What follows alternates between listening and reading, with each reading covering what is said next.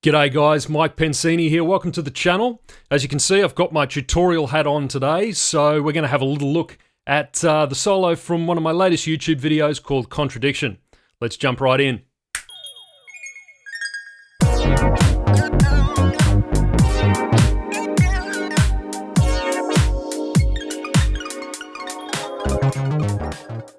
Right, so here we are. Let's just play the video, play the solo, and I'm just going to break it down bit by bit. A few people have asked me to break down specific licks and specific lines, so we'll have a look at those. And yeah, let's jump right in. Here we go.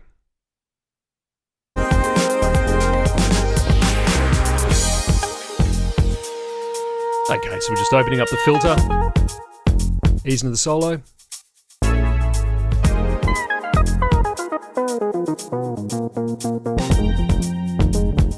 Alright, so there's a line. Basically, with pitch bending, there's a few different approaches to it. There's basically, you can start bending up or down at the start of a phrase or the end of a phrase, really. And a lot of the time, you'll find people tend to bend up at the start of a phrase, so. Or they'll bend up at the end, so. Or they'll bend down at the end. But what people don't tend to do so much is bend down at the start of the phrase. So that's something I wanted to do here. So we're in F minor, and essentially that lick is. But what we're going to do is we're going to bend down at the start of each of those lines. So.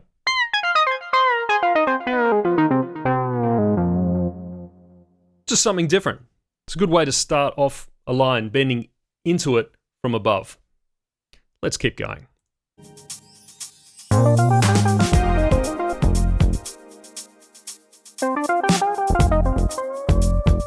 So it's just sort of taking a small idea and sort of developing it bit by bit.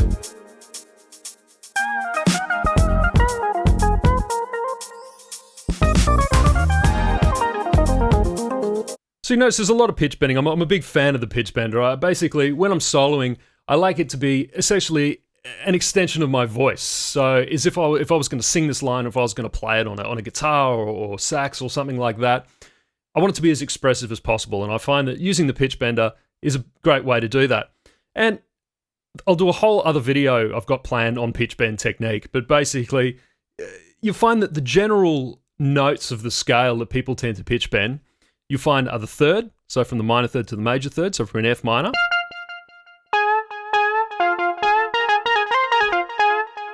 The fourth, up to just sharpening it a bit. And the seventh, the flattened seventh, up to the octave. So they're the main ones, but it's cool. You experiment around, try different notes, try bending the fifth, try bending, anything you like. And you'll notice that there's quite a bit of that going on in this.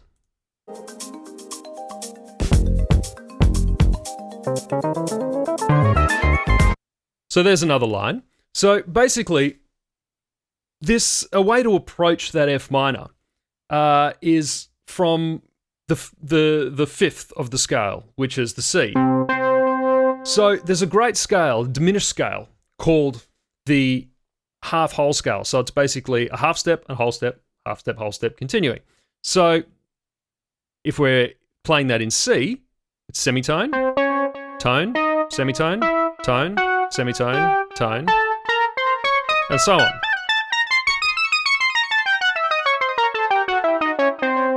So if you're playing in F minor, F Dorian minor,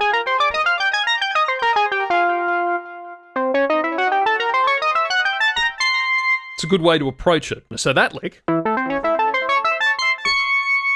it's using notes all out of that C half whole scale. So instead of going, I'm basically just jumping a few of the notes and going.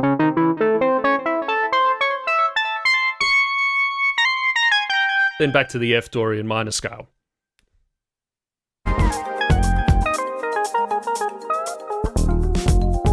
And again, pitch bending. So seventh to the root note, third, minor third, bending up to the major third. And same thing again.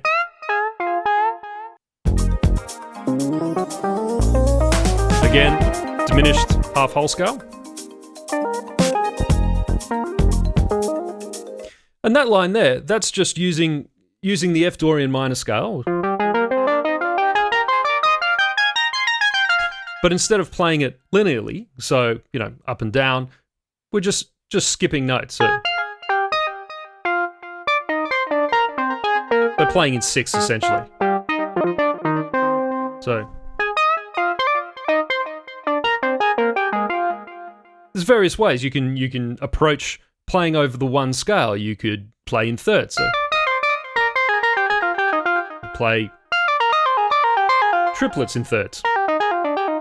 Or play in 6, like I'm doing here.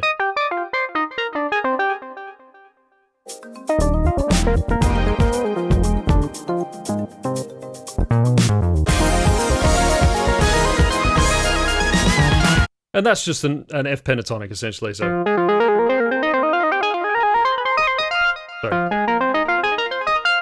But just different combinations of notes. So. And the cool thing is, because we're building this into the next section of the solo, I'm opening up the filter at the same time. So that just builds it as well. So if you combine the two, you get that.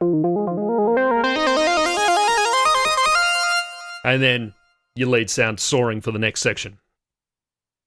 And finishing on the 9th of the chord.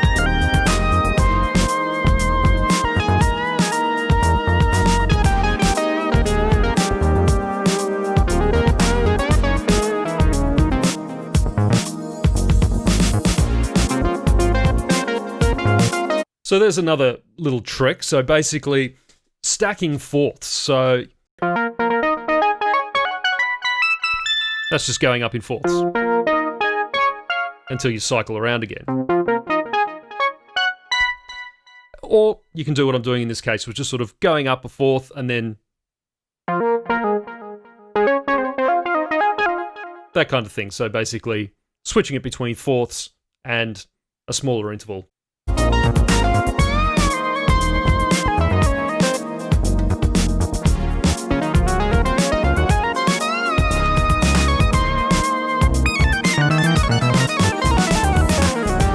So that's one line that got a few questions. So that's basically, I was talking about the C diminished half whole scale before. So remember, if we're in C, semitone, tone, semitone, tone, semitone, tone. So that is essentially based off that scale, but rather than just playing it from the top down, so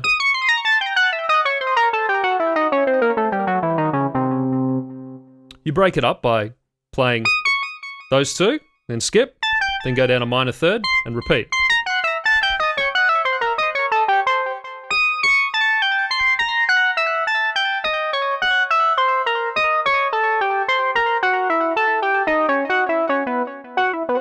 Rather. And you'll hear John Coltrane does that a lot. He loves that line. So it's basically this. That's just a diminished half whole scale, but breaking it up into a different pattern. Then moving that exact same thing down a minor third, move it down again. So you're just going down like a diminished, essentially, chord. You just...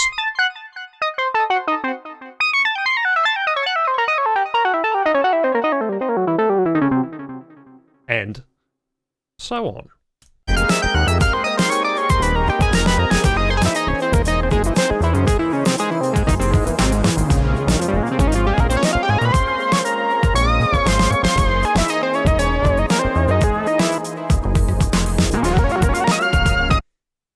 There's another one. So that was that got a few questions.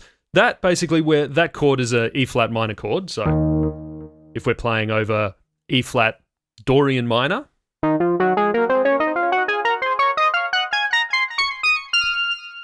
so E flat minor, minor 7, minor 9, whatever you do.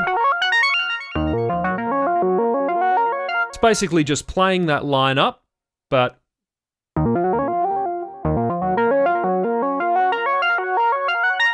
just alternating between your hands. And because it's a monophonic sound, when you do it quite quickly,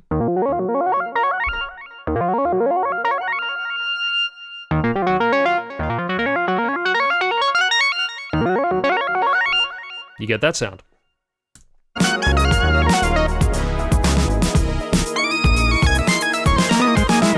Again, a line based off that C harp hole.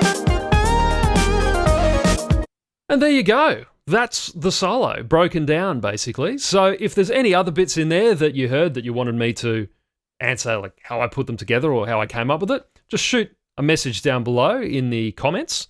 And yeah, if you like this little tutorial, feel free to like, subscribe to the video, really appreciate it. And look forward to seeing you on the next one. All right, keep it funky, guys. See you soon.